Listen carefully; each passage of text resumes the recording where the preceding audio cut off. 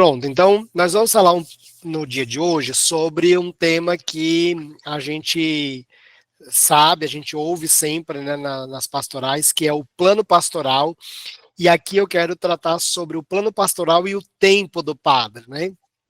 Tá aí uma coisa que padre não tem é tempo, né?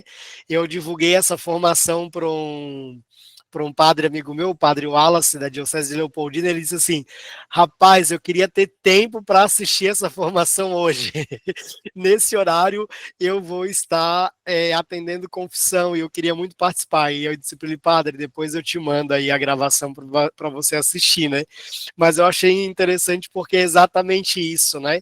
Muitas vezes o padre não tem tempo. Essa é a frase que a gente mais ouve, né? Não ter tempo para fazer determinadas atividades, para atuar de forma mais estratégica no trabalho pastoral. E aí aqui essa formação é exatamente para a gente falar sobre isso. Qual é a conexão do plano pastoral com a conexão do tempo do padre? Ele vai beneficiar o padre ou ele vai atrapalhar o tempo do padre, né? Então, a gente quer trazer isso, e aí, Gê, mas eu sou leigo, o que eu tenho a ver, né? Você tem a ver, primeiro que essa palestra vai gerar em você mais empatia pelo seu sacerdote, e isso é muito importante para você leigo, também se comprometer de forma mais madura para atuar junto com o seu pároco, colaborando para o tempo dele. E segundo, porque você pode depois também aprender mais e ajudar aí o padre no processo lá da paróquia, certo? Então vamos lá. A síndrome do sacerdote ocupado, né? Vamos entender o que é esse sacerdote ocupado. A agenda lotada de compromissos urgentes, né? Não é compromissos importantes, é compromissos urgentes. O padre tem uma série de compromissos diários, semanais e mensais que são urgentes. E a urgência nem sempre ela é importante e nem sempre o que é importante e raramente o importante vai ser urgente. Então, nós precisamos aí tomar bastante cuidado, o padre precisa ter muita atenção nisso, porque muitas vezes, não só o padre, mas todos nós temos uma vida às vezes tão ocupada com tantas coisas, que a gente acha que faz muita coisa, mas a gente passa o dia fazendo um monte de coisa que não é produtivo, que não gera resultado. Então, trabalhar muito não significa que eu esteja gerando resultado, não significa que eu esteja, de fato, cumprindo a minha missão. Eu posso fazer muitas coisas e mesmo assim não gerar resultado e não cumprir a minha missão. É a sensação de estar sempre apagando incêndios. Tem padre aí tem padre na sala, me diz se você tem essa sensação no dia a dia, padre, de estar sempre apagando algum incêndio, né? No dia a dia da comunidade, da paróquia, né? Como é que é isso, essa sensação, né? Ela é diária, ela é semanal, ela é mensal? Se ela é diária, ela é constante pela manhã, à tarde, à noite, né? Como é que é isso para você? A dificuldade para delegar e formar novas lideranças. Meu Deus, eu tenho tanta coisa para fazer, o ideal seria eu ensinar alguém a fazer isso. Nossa, mas eu não tenho tempo, então é melhor eu fazer do que formar alguém para fazer isso, né? Então, muitas vezes a gente se depara com essa, essa dificuldade de será que eu paro e ensino alguém ou é melhor eu fazer e vai ser mais rápido, né? O sentimento de solidão na tomada de decisão, né? Tanta coisa para fazer, são tantas demandas, tantas urgências, tantas necessidades, e mesmo assim, e nessa necessidade, nessas demandas, eu me sinto só, né? Eu tenho uma paróquia com 200 agentes, com 300 agentes, e mesmo assim eu vivo apagando incêndio. Padre Everton está dizendo aqui, né? Não é só sensação, é realidade apagar incêndio, mas justamente tenho pessoas para ajudar a apagar esse incêndio. Olha que legal, né?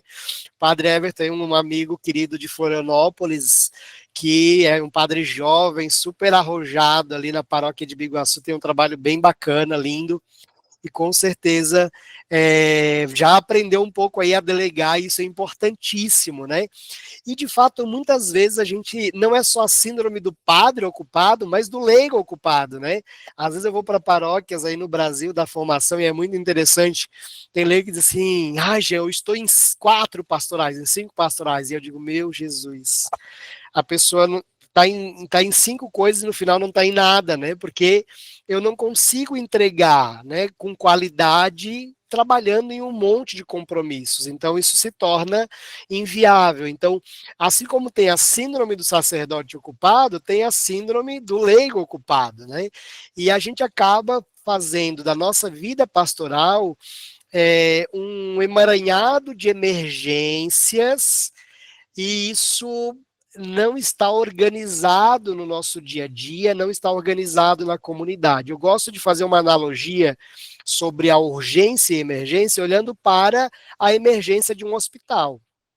Quando você chega num hospital, numa emergência, mesmo lá sendo um lugar para receber emergência, existe um planejamento.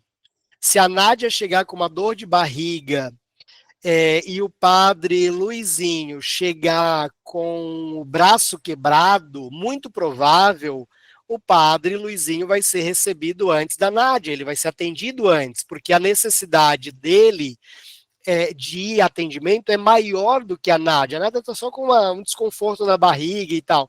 O padre Luizinho está com um osso exposto ali, uma fratura exposta e precisa ser tratado. Ou seja, os médicos, mesmo diante da emergência, eles têm um plano, um planejamento de como atender. Então, a Nádia vai receber a fita verde, o padre Luizinho a vermelha e rapidamente vai ser encaminhado para dentro da emergência. E lá dentro vai ter um protocolo de atendimento para rapidamente atender a necessidade do padre. Ou seja, uma emergência conta com um planejamento. Certo? Então, mesmo dentro da vida pastoral, que eu considero um lugar, a paróquia é um lugar onde as pessoas chegam constantemente diante da emergência, né? O Papa Francisco fala, diz que é um grande hospital de campanha, né? Uma comunidade paroquial, a igreja é um grande hospital de campanha, e é real isso. Então, mas essa emergência, essa urgência, ela precisa ter um plano estratégico, ela tem que ter um plano de ação, ela tem que ter processos e protocolos que nos ajudem a melhor organizar a vida, seja para que a comunidade cresça ou para que nós tenhamos saúde mental, porque também a gente encontra padres e leigos, né, e agentes pastorais e missionários que cada vez mais estão adoecendo, ficando com burnout, porque de fato estão o tempo inteiro diante de uma situação de emergência e urgência, e isso a médio e longo prazo não é saudável. Vamos lá. Aqui eu tenho uma figurinha, né, uma cronologia de situações que eu já ouvi e presenciei de alguns padres. Na minha paróquia, tudo depende de mim, né? Então, tudo padre, vai ter festa do padroeiro, o padre é que tem lá o checklist do que tem que fazer. Eu já fui para paróquias que o padre era a pessoa que abria a porta da igreja às 6 da manhã. E aí eu perguntei para o padre, por que é o senhor que abre a porta às 6 da manhã? É porque eu sempre abri. Eu disse, mas não tem ninguém que possa fazer isso? Para falar a verdade, teria. A paróquia até teria condições de pagar um segurança para abrir, deixar a igreja mais tempo aberta e tal. E por que isso não é feito? Ah, porque eu nunca pensei nisso. Então, a paróquia tem condições de bancar um segurança para fazer isso? Tem. Então, o senhor vai contratar. Isso foi um fato real mesmo na época que eu fiz a consultoria em planejamento estratégico dessa paróquia. E aí, a comunidade vai contratar a empresa de segurança para fazer isso.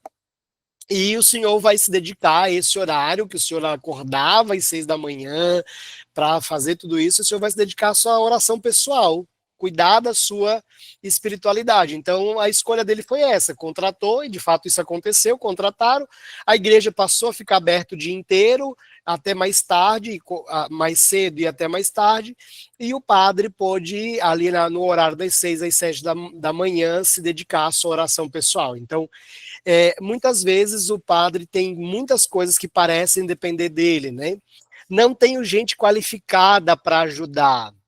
E aí aqui é a centralização da coisa, né? Aonde só eu sou capaz de fazer, ou só eu sei fazer direito, né? E eu acabo não ensinando as pessoas e principalmente não é, não ensinando e também não delegando as coisas e descobrindo novos talentos na comunidade. As pastorais não se conversam, cada uma faz uma coisa, né? E de fato é assim, né? As pastorais são verdadeiras ilhas dentro da paróquia, da comunidade, né? Ao mesmo tempo a paróquia dentro da diocese também é uma ilha. Então, muitas vezes dentro do contexto pastoral nós vamos nos isolando, criando guetos, tribos, pequenos feudos, né? Onde eu costumo dizer que são os feudos pastorais, né? E ali a gente vai abrigando um monte de pessoas já de bastante tempo da igreja nesse contexto. E aí tem um momento que o padre olha assim, será que eu preciso de um planejamento? Eu acho que não, é muita burocracia, né, complexo. Vai ser mais uma coisa para eu resolver, né? Então eu já ouvi várias vezes, a gente tem aqui um curso de planejamento pastoral na agência, e eu já ouvi de padres dizerem exatamente isso, vai ser mais uma coisa para eu resolver, né? Então muitas vezes a gente vai encontrar esse cenário, e aí a gente precisa meditar sobre isso, entender como é que a gente pode sair desse lugar onde a gente está imerso sobre uma realidade de improviso da evangelização. Desculpa, gente, eu tô com uma atacada rinite, vai ser. E aí a gente tem aqui dentro da vida do padre o paradoxo do ministério, né? Mais trabalho versus trabalho inteligente. Né? O padre tem trabalhado mais a cada dia, ou ele tem feito trabalhos de forma mais inteligente, mais estratégica? Essa é uma pergunta que você precisa se fazer e também a gente como agente de pastoral, né? Porque a armadilha da gente é acreditar que a solução é trabalhar mais horas, né? Pode ser que às vezes o padre diz, nossa, eu trabalho 16 horas por dia, ou 12 horas por dia, 14 horas por dia, né? A diferença fundamental entre estar ocupado e ser produtivo. Então, qual é o tempo que eu levo para fazer algo, né? E como é que eu poderia diminuir esse tempo? Ou que tipo de ferramenta eu poderia usar para facilitar a minha vida e não ficar dependendo tanto de fazer coisas manuais, por exemplo. Então, existe diferença nisso, entre eu estar ocupado e eu ser produtivo. Você pode estar ocupado com um monte de funções, mas não ser produtivo em nenhuma das que você está exercendo. Né? Você pode ser coordenador de 4 pastorais e não ser produtivo em nenhuma delas, não gerar resultado em nenhuma delas. Então, o que é melhor? Você largar as 4, 5 pastorais, as 5 atividades que você tem, escolher uma, fazer bem feita, produzir adequadamente ali. É a mesma coisa no contexto paroquial. A gente tem, às vezes, 20 pastorais, mas quando a gente vai descer nelas, quais que são produtivas realmente? Quais que geram resultado evangelizador? Né? Eu já fiz trabalho de planejamento em paróquia, que a gente pegava a lista de pastorais, tinha lá 25 pastorais, a gente ia fazer o diagnóstico delas, tinha umas 5 que a gente podia fechar as portas e mandar para casa, porque elas não geravam nenhum resultado. E aí a questão era, gente, faz sentido elas existirem ou faz sentido pegar essas pessoas e focar elas, o esforço delas em áreas que a gente precisa fortalecer da comunidade?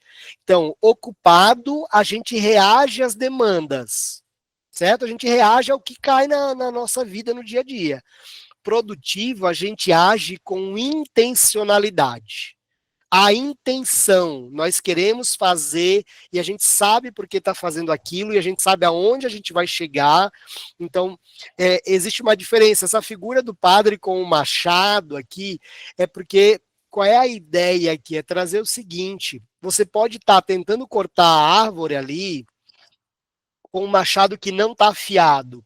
E ali, se você observar na imagem, a gente tem ali como é que é o nome daquela a pedra que faz a fia, né? O machado. O padre pode ficar ali insistindo em fazer uma coisa, e ele tem do lado dele a solução, que é amolar esse machado para cortar mais rápido a árvore. Mas ele continua insistindo em usar o machado de forma com a lâmina cega, não vai adiantar nada. Não, mas se eu parar para amolar, eu vou perder tempo. Não, tu não vai perder tempo. Para, amola a lâmina e volta a cortar a árvore. Aí você parou 30 minutos para amolar a lâmina, que você economizou 3 horas para cortar a árvore, porque você ia levar mais 5 horas para cortar. Então, você para e resolve o problema ali. Primeiro, isso é o que acontece quando a gente planeja as coisas, quando a gente tem claro um planejamento da comunidade. Então, a gente precisa tomar muito cuidado, seja o padre, o leigo, nós termos a vida ocupada nem sempre significa ser produtivo, né? E a gente tem que ter essa clareza porque nós somos ocupados com muitas coisas, com as redes sociais, com a fofoca, com a dinâmica pastoral, com um monte de coisa. Mas às vezes tem muitas coisas que são improdutivas na nossa vida e a gente precisa colocar nos seus devidos lugares. A mudança de paradigma. Então, o padre, como estrategista, pare de apagar incêndio. O padre não é bombeiro, certo? Não é bombeiro. Ele precisa ser um arquiteto da evangelização. Ele tem que ser estrategista. Então, o padre é aqui que entra, diríamos que aqui é o pulo do gato, né? Vamos dizer, padre, pare de olhar de forma executiva a vida da comunidade. O senhor precisa olhar de forma estratégica. E aqui é muito desafiante. Você não vai conseguir fazer isso de uma vez só, de forma brusca, mas você precisa fazer um caminho. Eu fiz recentemente um curso numa escola chamada G4 Educação, chamado G4 Traction, que é um curso só para donos de empresa, fundadores de empresa, para organizar para que a gente, como fundadores, como diretores, né, deixem de estar na operação, no operacional da empresa para pensar a estratégia da empresa. Então, nós somos imersos nesse curso durante 3 dias para pensar na estratégia, para pensarmos como donos, como diretores, como estrategistas e não como operadores, né? Porque qual é a nossa tendência como líder? Nossa, eu preciso fazer o relatório de análise do perfil do nosso dizimista na paróquia, por exemplo. Isso é uma visão estratégica que eu quero ter sobre a realidade da sustentabilidade evangelizadora. Legal, mas precisa contar o dinheiro e a secretária não contou ainda, então eu vou ter que contar o dinheiro. Então, o tempo que o padre deveria estar analisando o relatório produzido por alguém, ele está contando o dinheiro que deveria, no mínimo, por exemplo, a opção de pagar pelo Pix resolveria, de contribuir no dízimo pelo Pix resolveria o problema de ficar contando um monte de cédulas. Então, e também ter alguém que faça isso, né? Então, muitas vezes a gente não olha de forma estratégica, o padre não está olhando a paróquia do todo e está apagando incêndios, né? E ele perde o foco da onde esse incêndio está começando. Então, se observe, se entenda, faça uma análise. Até o final dessa formação eu vou trazer aí novidades para vocês de uma dinâmica que nós vamos viver aí nos próximos dias e que vai ajudar também a paróquia e o padre a viver um processo bem legal de educação aí, de formação, tá bom?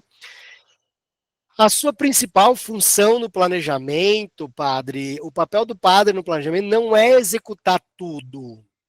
Você não tem que executar tudo. Tem coisas que vai ser você que vai executar, de fato, mas tem coisas que não. O seu papel insubstituível é ser guardião da visão. da onde nós queremos chegar, o que nós queremos para o futuro, qual é a visão de crescimento que nós teremos. Então, a visão estratégica, ela é a capacidade de definir o norte, aonde queremos chegar como comunidade. Qual é o sonho de Deus para a nossa comunidade? Por exemplo, essa reflexão o padre tem que parar, rezar, refletir, e aí sim, este é um tempo investido que o padre precisa fazer, ou você líder na sua pastoral, para entender qual é o norte, qual é o caminho de Deus para a comunidade. Essa é uma visão estratégica para a nossa comunidade. Olha que interessante, nós estamos falando de estratégia, de planejamento, e aqui eu estou dizendo para você, padre, para você, líder, que você precisa parar para rezar. Olha como a gente casa a profissionalização da evangelização com a espiritualidade, como a gente não aniquila essas duas coisas, né? Elas não se conflituam, pelo contrário, elas se complementam. Então é importante você observar que a função do padre, do líder, ela é não executiva, ela não é executiva, ela é estratégica. Existem coisas que vai competir ao padre executar, mas tem coisas que não é ele que deve executar. Por exemplo, é o papel do padre executar de forma estratégica o seu planejamento homilético do mês na paróquia, certo? O padre tem lá a vivência da homilia na missa. É papel do padre executar a homilia na missa. Porém, isso é estratégico. Por quê? Porque há indícios de que uma boa homilia é uma grande ferramenta de atração e de conversão das pessoas na igreja. Logo, o padre parar para se dedicar e investir o seu tempo no preparo, no planejamento homilético, não só de uma missa, mas do mês inteiro, de todas as suas missas, de como ele vai estruturar isso, isso é fundamental. Então é papel dele parar e fazer isso. Agora, por exemplo, o padre tem que estar preocupado em como vai ser montada a credência na hora da missa? Não. Ele tem que dar formação para os ministros de como montar a credência, ele precisa ficar se preocupando se o Ministério de Música está ou não ensaiando para que a música seja de qualidade, não um povo desafinado cantando aqui. Todo mundo quer sair correndo da igreja.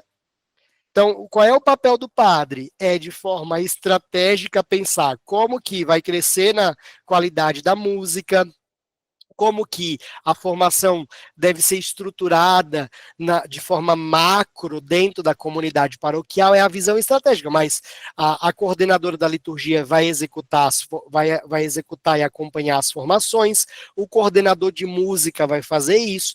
Então, reparem, o padre ou o líder, ele vai ter a visão macro estratégica da coisa, mas isso não significa que ele também não vai executar coisas, é papel do padre executar determinadas coisas. Né? Assim como eu, por exemplo, o Jean, eu sou dono da empresa, mas eu sou convidado, por exemplo, eu sempre vou dar formação nas dioceses, nas congregações.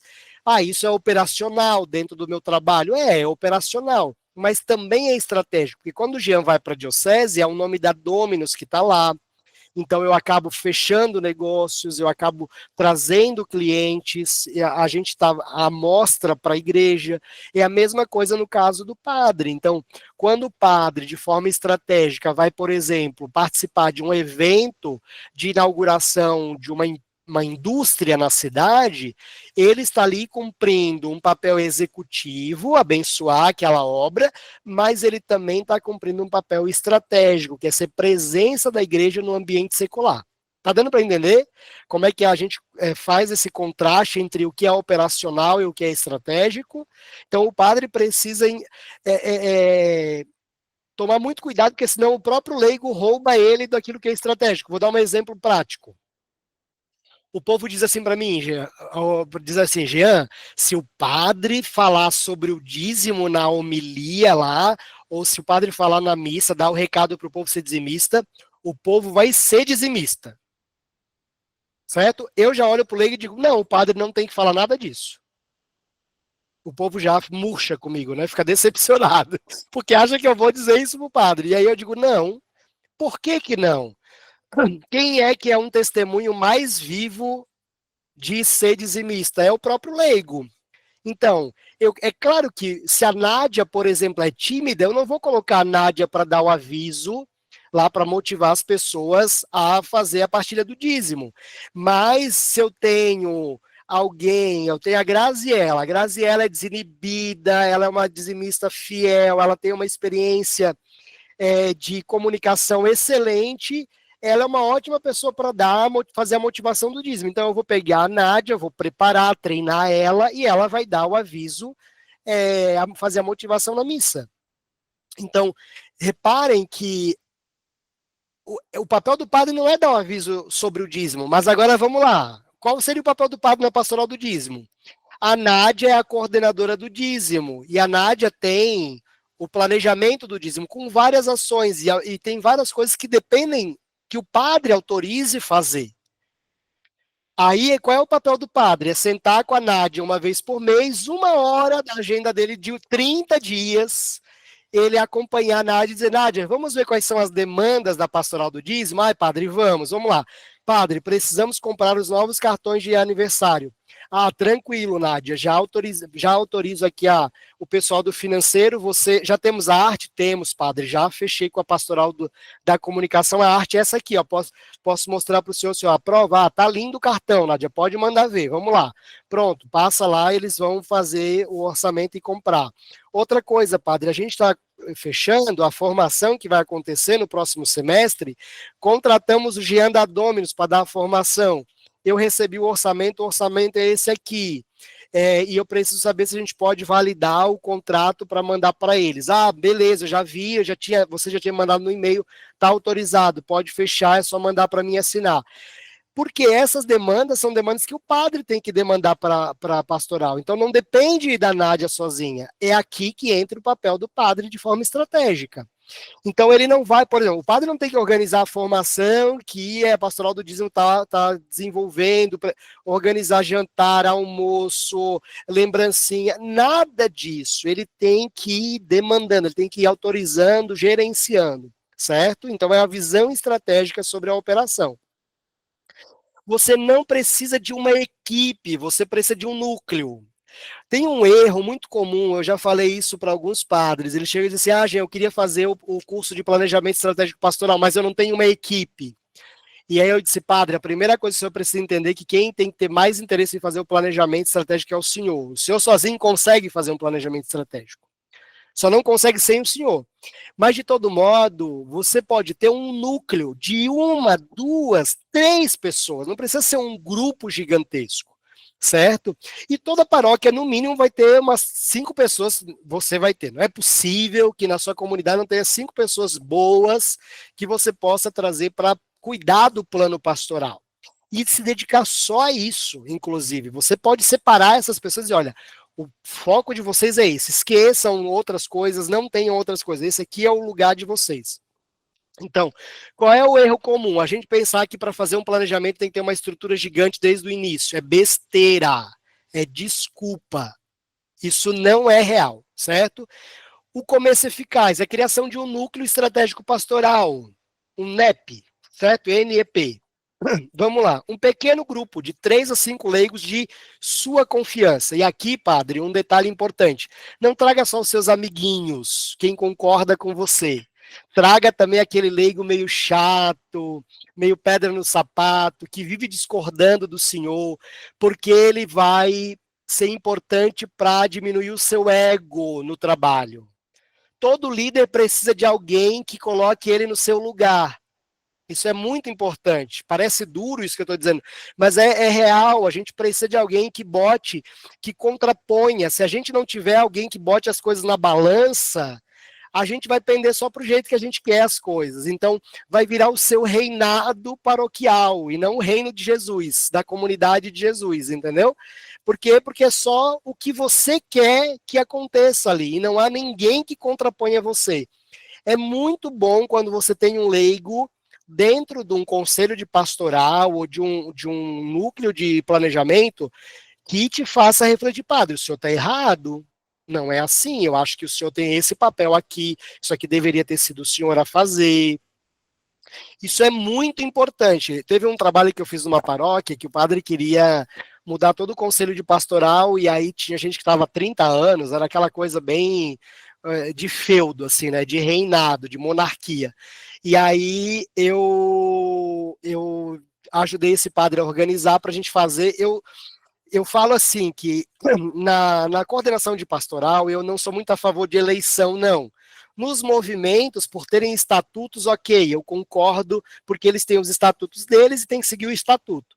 Mas nas pastorais, na minha visão, o padre é quem deveria nomear o coordenador a partir de um espírito missionário. O que é isso? Por exemplo, o Paulo César, ele está coordenando a catequese, sei lá, há 10 anos.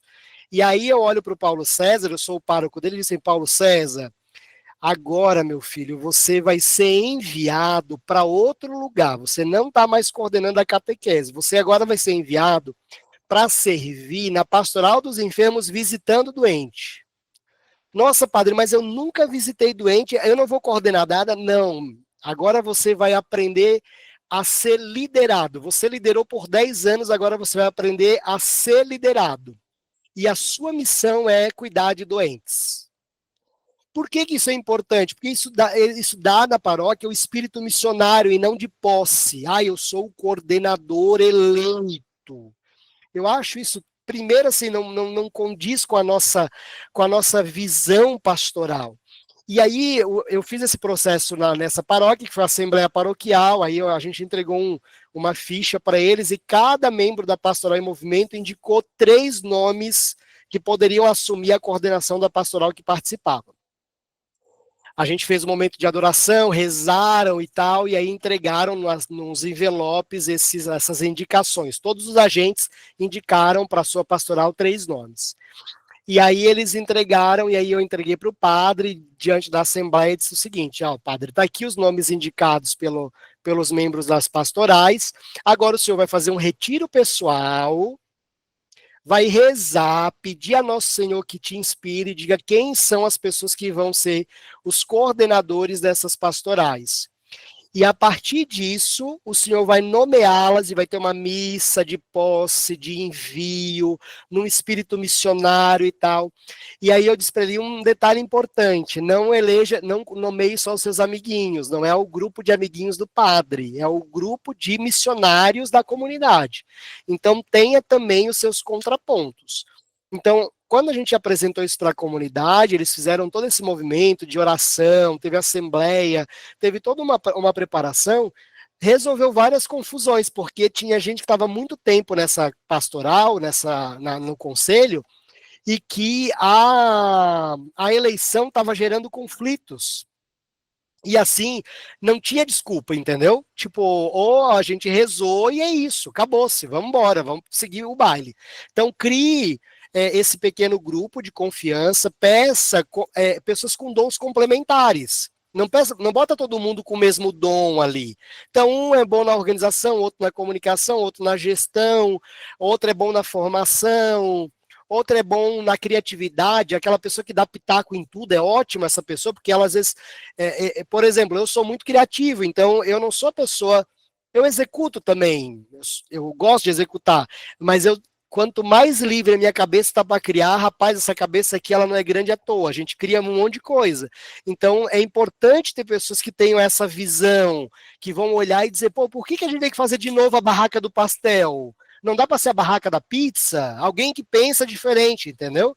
Porque o criativo é alguém que ele vai. Eu gosto de dizer que o criativo é um infrator da lei, né? Ele vai mudar em algum momento alguma coisa que a gente não gostaria de mudar, mas às vezes é uma ideia, poxa, isso aqui é legal de fazer. Então, isso é bem importante.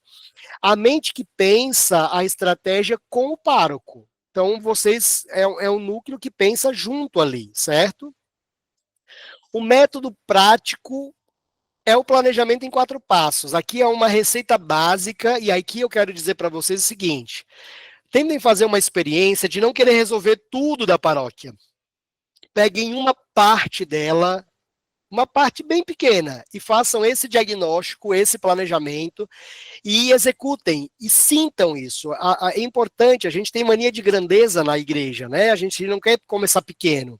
Mas a obra de Deus começou só com 12 homens, né? Então a gente está aqui 2000 anos depois por causa daquela comunidade tão pequena lá de Jesus. Então a gente pode começar pequeno.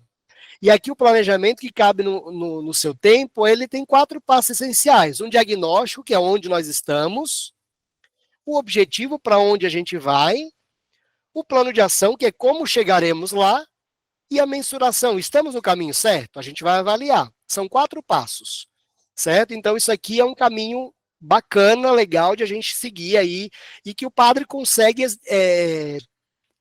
conduzir isso de forma, inclusive no sentido assim, solitária, de ele ser o coordenador disso.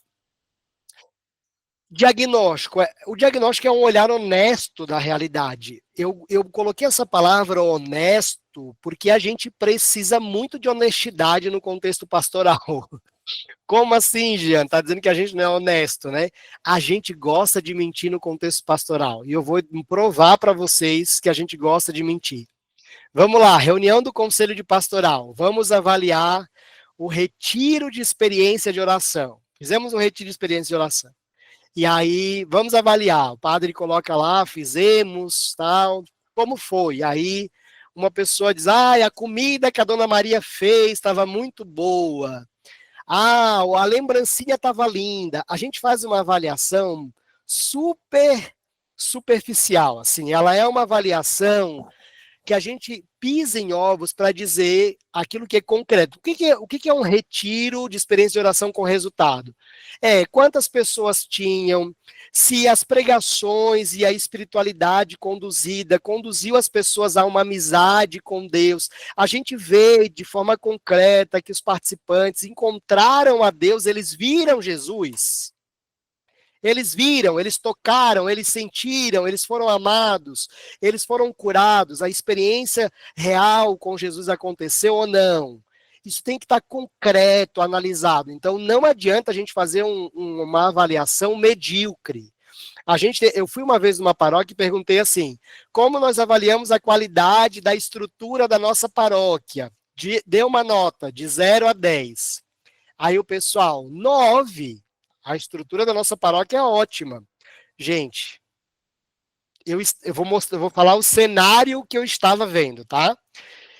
Eu estava numa sala toda fechada, porque estava chovendo muito, chovia muito naquele dia. Tinha sabe, porque era no Nordeste, era em Juazeiro, tinha sabe aqueles ventiladores grandão que eles botam para ventilar com água? Não sei como é que é o nome daquele negócio. Aquilo fazia tanto barulho que eu tinha que gritar para falar com a equipe, mas eu tinha que gritar, assim, gritar. A sala, os pisos, eu pisava, eles faziam plec, plec, plec, todos soltos, a pintura toda estragada, e aí a cereja do bolo foi que a porta estava aberta e a sala do lado chovia mais dentro do que fora. A igreja toda descascada, um monte de ambientes estragados, e aí eles dizendo que a nota da estrutura física da paróquia era 10. Aí eu olhei para eles e vocês estão brincando comigo, né? Aí eles, o quê?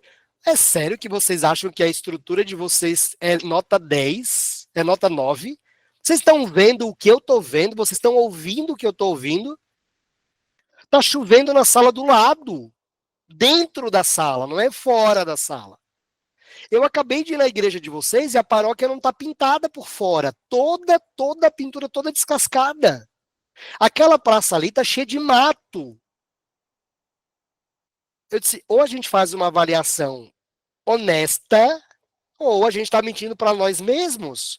Eu não estou dizendo. Aqui a avaliação não é para dizer, nossa, como vocês são relaxados. É nossa, como a nossa comunidade precisa de ajustes, precisa de reforma, precisa de melhorias. Se a gente não consegue medir, ver o que está acontecendo, a gente não vai conseguir mudar. Então, uma boa ferramenta é a análise de SWOT, que é as forças, fraquezas, oportunidades e ameaças. As forças é no que somos bons, o que nos elogiam, o que é bom na nossa comunidade, onde precisamos melhorar, a fraqueza. Oportunidade. Que ventos sopram a nosso favor? O que está acontecendo de bom aí que pode nos ajudar? O que nos prejudica? Olha, é simples responder essas perguntas. Então, aqui é uma análise SWOT que você pode colocar num quadro. Ó. E aí é que você tem, por exemplo, um ponto forte, a visita nas casas. A gente faz isso todo mês. Legal, bacana. Um ponto fraco, ixi, a nossa arrecadação do dízimo é ruim. O nosso esforço é muito para evento, rifa, bingo. Temos que crescer na organização da arrecadação do dízimo. Uma oportunidade. Pô, a gente poderia implantar os meios de pagamento digital para o dízimo. Pix, cartão de crédito, isso vai facilitar a vida das pessoas. Ah, uma ameaça, crise econômica, tanto a crise econômica do país quanto a crise econômica da pessoa. Ela pode ser, o paroquiano pode estar desempregado, isso é uma ameaça para a questão do dízimo. Então, observem, dá para fazer uma análise rápida aí, você pode reunir o conselho e fazer esse caminho.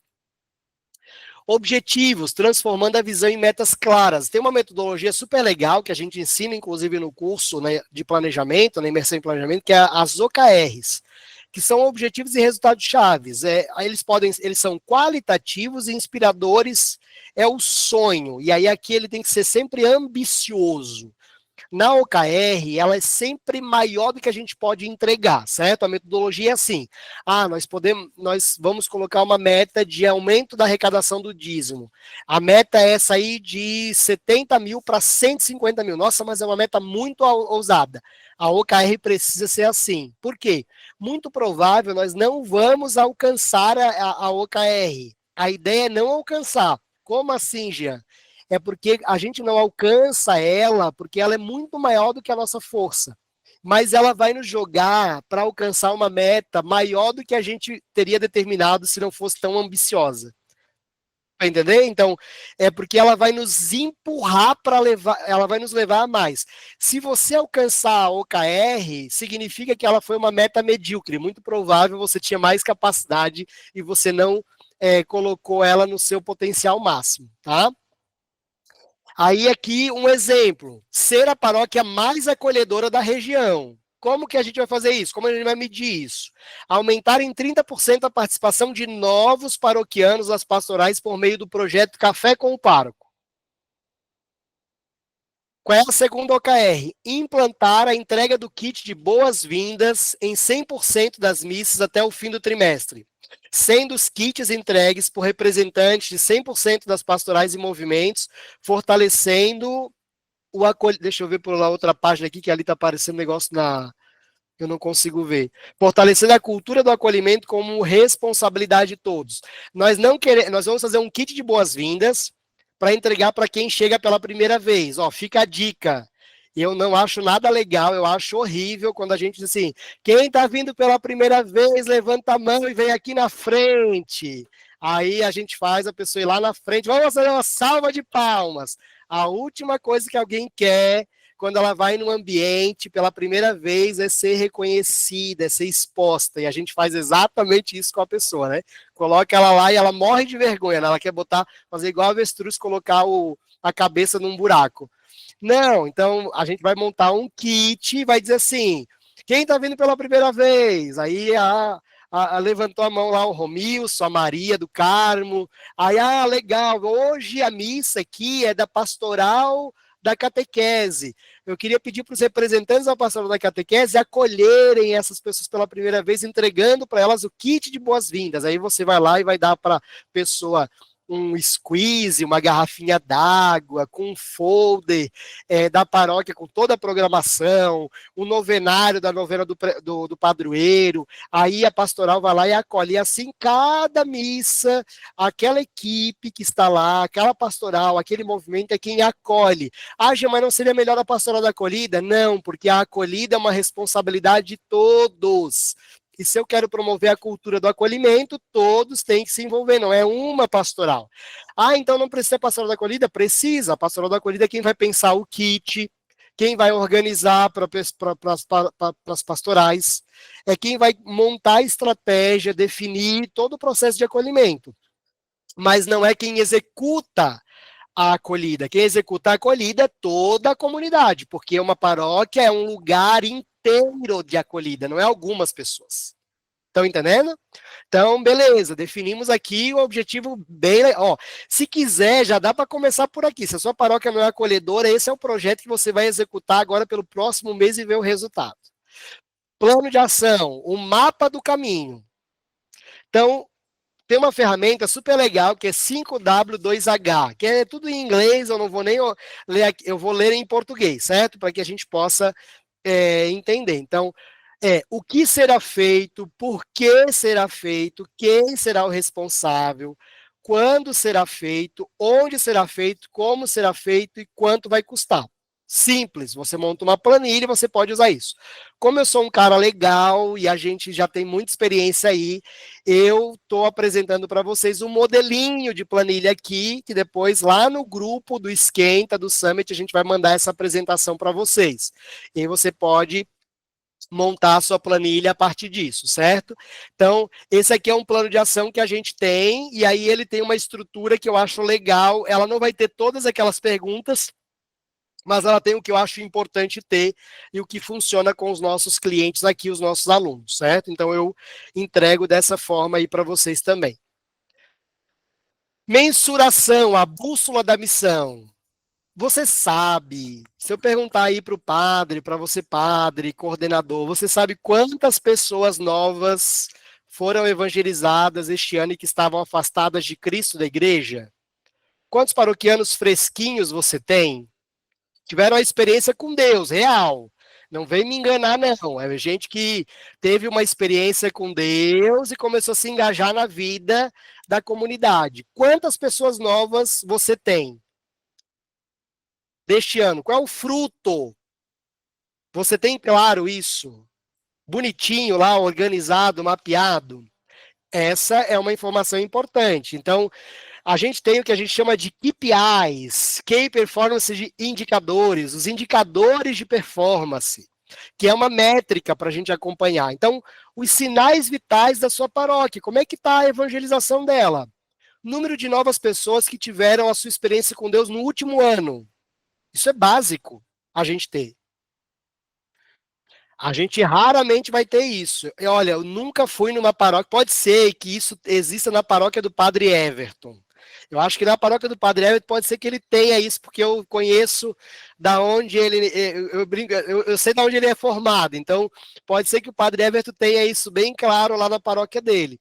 Mas a maioria das paróquias que eu vou, eu nunca vi isso, assim, ter clareza. Não, esse aqui é o nosso indicativo de que a gente está crescendo na evangelização. Frequência média nas missas e adoração, está aumentando?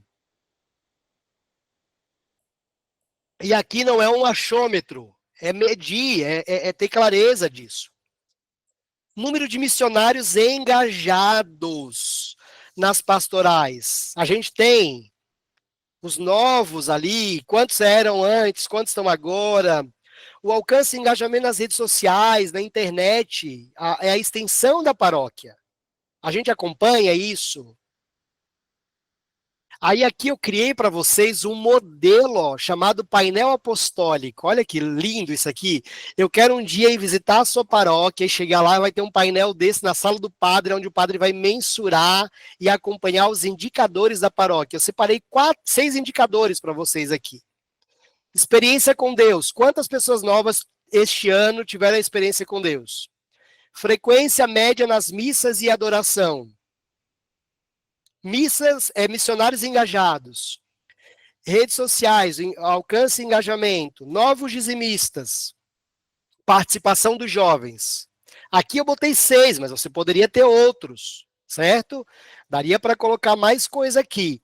Mas criar, de fato, fazer um mural, mandar fazer bonito lá, painel apostólico, com a missão da paróquia, com a visão de futuro e colocar esses dados. Se vocês se tornarem alunos nossos aqui no curso de na imersão em planejamento estratégico, nós vamos ter o painel e vocês vão ter que acompanhar esse negócio mês a mês, certo? Porque a gente tem que crescer na evangelização. Tecnologia a serviço da evangelização, para organizar tarefas. Tem alguns sistemas que ajudam, tem versões gratuitas. Aqui, importante, padre, pare de usar só a agenda impressa, pelo amor de Deus. Ai, meu filho, eu não sei usar computador. Aprende. Não tem nada nessa vida que a gente não possa aprender. A gente, ó, só tem uma pessoa que pode, só tem uma coisa que pode impedir você de aprender. E só uma pessoa pode impedir você de aprender, você mesmo.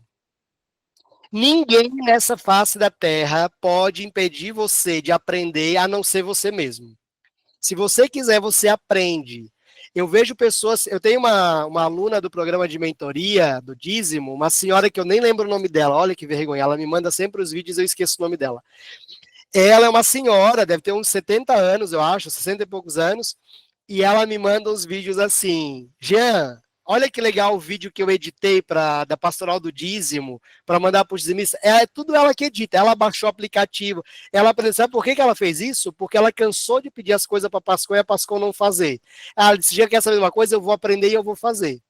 Olha que lindo, eu disse isso mesmo. Aprende. Aí sabe o que aconteceu quando ela começou a fazer? A Pascal começou, não, mas a senhora não pode fazer, porque é para a Pascal fazer. Ela disse, ah, é? Eu pedi para vocês, vocês não fizeram. Pois agora eu vou fazer. E aí eu disse, a senhora está certa, a senhora pediu, eles não fizeram. Agora a senhora aprendeu. Ótimo, pronto, agora a senhora sabe fazer. Ela edita vídeo sozinha, ela bate as fotos, ela monta o material, ela divulga os cards das redes sociais, ela foi e aprendeu, porque ela tem responsabilidade evangelizadora. Então, a única pessoa que pode te impedir de aprender é você mesmo. E aí, aqui, qual é a função desses sistemas? A gente tem o Trello, a Asana, o Monday, eles são versões gratuitas. O Google também tem algumas coisas que você pode usar. Ele cria quadros visuais para planos de ação, definir responsáveis e prazos. Para ser seu assistente na criação de um plano, a gente está vendo aí o Chat GPT, Gemini, tem o Manus também, que o Manus é muito legal, viu? Digita ali no Google Manus, tem a versão gratuita. Humanos, se você pega relatórios densos, planilhas, você pode mandar para ele, pedir para ele fazer análises para você. Ele te entrega até uma apresentação de PowerPoint pronta. Pronta. É uma delícia trabalhar com ele. Então, ele é pago? Já tem versão paga e tem versão gratuita. Eu uso a versão gratuita. Para vocês terem uma ideia, esses dias eu pedi para traduzir um livro em inglês que eu tinha em PDF, de 200 e poucas páginas. Ele traduziu em menos de 10 minutos. Acho que 5 minutos ele traduziu o livro inteiro. Eu quero ler esse livro e eu não sei ler inglês, então eu queria ele traduzido. Olha que bacana. Para agendar e comunicar, use a agenda do Google, porque você pode colocar todos os eventos da paróquia lá e se tiver mudança, você atualiza, todo mundo recebe a mudança. Então, facilita a vida de agendamento. Grupo de WhatsApp, tem o Slack. O Slack, ele é uma ferramenta de comunicação interna, mas se você usar ele, tem a versão paga também, ele tem algumas limitações, mas dá para usar. Mas o grupo de WhatsApp resolve. Centralizar a comunicação da equipe e organizar os rituais de acompanhamento. Lembrar uma coisa, a ferramenta ela é meio e não fim. O objetivo é a clareza e a organização e não a complexidade tecnológica. Comece a usar algo simples. A gente não precisa querer começar já sendo expert, começa fazendo algo simples, certo? Por exemplo, no chat GPT, se você pegar e lá, você pode dizer assim, ó, gostaria de fazer um checklist para a festa do padroeiro. Ele vai montar para você um checklist de tudo que você precisa fazer para resolver da festa do padroeiro. Olha que maravilha. Se você, por exemplo, vamos supor, sua festa do padroeiro é em janeiro, e você quer montar um planejamento de comunicação, de divulgação, você pode ir no chat GPT e dizer assim, você vai dar o contexto, fala para ele a festa, o que vai ter, explica tudo ali para ele. Bota ali como se estivesse conversando, explicando uma pessoa. E diz assim, olha, a festa é no dia 29 de janeiro, a festa São Sebastião. Monta para mim um planejamento de divulgação para eu apresentar para a Pascom. Ele vai montar o planejamento todinho e te entregar. Olha que delícia. Todo aquele trabalho denso que você precisa fazer, você não precisa fazer na loucura, entendeu? Então, a gente também agora, no curso de planejamento estratégico pastoral, a gente vai ensinar a usar mais o chat GPT, a IA, né, para o planejamento. O planejamento liberta, ele não aprisiona. O planejamento não é sobre preencher planilhas, é sobre libertar o seu tempo para a sua principal missão: ser pastor, estar com as ovelhas, celebrar os sacramentos. Comece pequeno, comece com quem você tem, comece com a sua visão. O padre não carrega o piano sozinho, ele rege a orquestra. Padre, você não carrega o piano, você rege a orquestra. Até botei o padre aqui regendo uma orquestra para isso. Ó. Imagem feita em IA. Essa apresentação aqui, todas as imagens é de IA, gratuitamente feitas. Olha que legal. Esse padre não existe. Loucura, né, gente? Isso não é? Porque ele parece de verdade, mas ele não existe. Então, olha que interessante, né? A gente entender, o padre precisa entender que ele é um maestro, ele não é o que carrega o piano. O que fazer depois dessa formação, meu Deus? Eu tô com a minha cabeça pilhada aqui, o Jean veio, jogou um monte de coisa. E agora, Jean? E agora? Você botou aqui, o que a gente faz? Agora, o teu primeiro compromisso, padre, e aí você leigo, você pode adaptar para a sua realidade. O primeiro compromisso é o bloqueio do tempo. A técnica mais poderosa para proteger o seu tempo. Você vai reservar uma hora fixa da sua agenda, da sua semana, e aqui você pode colocar assim, toda terça-feira, das 15 às 16 horas. E nomeie reunião estratégica pastoral. Esse horário é sagrado. É o seu tempo para ser arquiteto e não bombeiro. É para você organizar a parte estratégica da comunidade. Você pode pegar, por exemplo, reservando uma hora para assistir essa aula de novo e começar a arquitetar como você vai começar a mudar as coisas na sua comunidade. Faça logo que acabar a formação. Desafie-se a abrir a agenda do celular e abrir esse evento recorrente na hora. Acabou aqui, já faz isso. Não vai me inventar de fazer depois. Seja o padre ou o leigo, faça isso na hora. A ação imediata gera um compromisso poderoso com a gente, certo? Segundo compromisso, o convite à ação. Você não precisa sair daqui com um plano pronto, você precisa sair daqui com um compromisso. Qual é a sua missão? Agendar ainda essa semana um café com 2 ou 3 leigos da sua confiança. Se você for o coordenador de uma pastoral, você vai fazer isso com a sua equipe. Você, padre, vai escolher 2 ou 3 leigos da sua confiança para uma pauta de café. Você vai convidar eles para tomar um café ou sair para jantar e partilhar o seu sonho para a paróquia e convidar eles para sonhar junto com você. Olha que difícil. Meu Deus do céu, vai perder um braço ou perna, certeza. Não, não vai perder nada. Faça essa experiência. Vai lá, sonhe com o seu povo. E o terceiro compromisso, vocês têm que vir para o Evangelizar Summit. Por quê? Para você se conectar com pessoas novas, de outras realidades, e num ambiente inspirador, que vai trazer para você conteúdo como esse, que vai trazer palestrantes de várias realidades para você aprender sobre acolhimento. E a partir daí você vai conseguir ter uma mente um pouco mais limpa para novas ações, não para aquilo que você já faz. Então eu quero deixar esse convite especial para vocês para virem para o Summit aqui em São Paulo. Ah, Jean, mas já é agora, dia 21 e 22 de outubro. Aqui eu vou usar como que nem minha mãe fazia, se vira, vem, dá um jeito, Deus é providente, e a gente, ó, a paróquia tem um potencial gigantesco para um monte de coisa. E eu tenho certeza que a sua comunidade, a sua paróquia tem potencial de investir na inscrição do padre, na sua inscrição, na inscrição do coordenador de pastoral, pelo menos, para estarem no Summit, para aprender sobre acolhida. Eu tenho certeza que esse deve ser um dos itens mais importantes a ser trabalhado na sua paróquia, ou não? Certeza que o acolhimento é o problema. Então, Aqui eu trago uma oferta exclusiva que já está disponível, que é melhor do que a outra, tá?